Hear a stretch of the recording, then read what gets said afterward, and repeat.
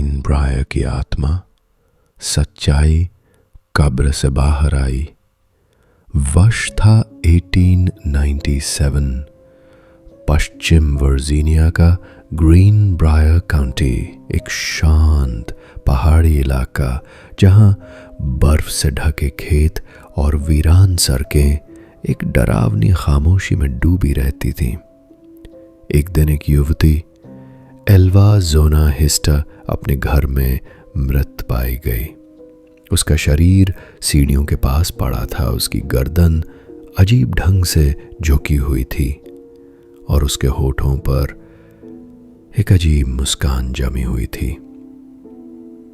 Doctor ने जल्दबाजी में उसकी मौत को प्राकृतिक कारणों से हुई घोषित कर दिया, लेकिन उसकी मां मैरी जेन हिस्टर इस बात को मानने को तैयार नहीं थी। उसे यकीन था कुछ बहुत गलत हुआ है।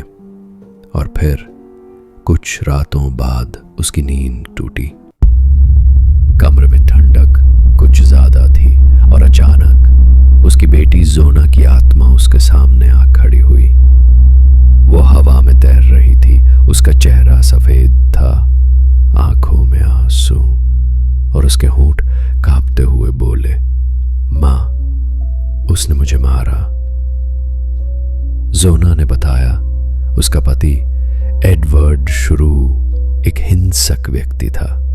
एक रात जब उसने खाने में मांस नहीं बनाया तो उसने गुस्से में आकर जोना की गर्दन तोड़ दी। उसने मेरी हड्डियां ऐसे मोड़ी जैसे लकड़ी की टहनी, और फिर आत्मा गायब हो गई। मैरी जेन ने इस अनुभव को हल्के में नहीं लिया। उसने अधिकारियों से दोबारा जांच की मांग की।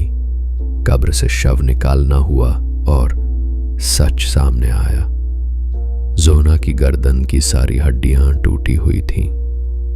एडवर्ड शुरू पर मुकदमा चला। अदालत में मैरी जेन ने साहस के साथ बताया कैसे उसकी बेटी की आत्मा खुद आई और अपनी हत्या का सच बताया। लोग हंसे, जज ने शक जताया, लेकिन सबूतों ने उसकी बात की पुष्टि की। जोना की गर्दन पर एडवर्ड के हाथों के निशान मिले। एडवर्ड दोषी करार दिया गया और उसे जेल भेज दिया गया।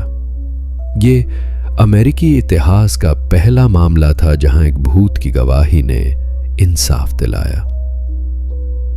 आज भी ग्रीन ब्रायर की हवाओं में जब सन्नाटा गहराता है, लोग कहते हैं जोना की आत्मा अब चैन से सोती है, क्योंकि उसने मौत के बाद भी सच बोलने की हिम्मत दिखाई। ये सिर्फ एक भूत की कहानी नहीं थी, ये हकीकत थी, हड्डियां कंपा देने वाली।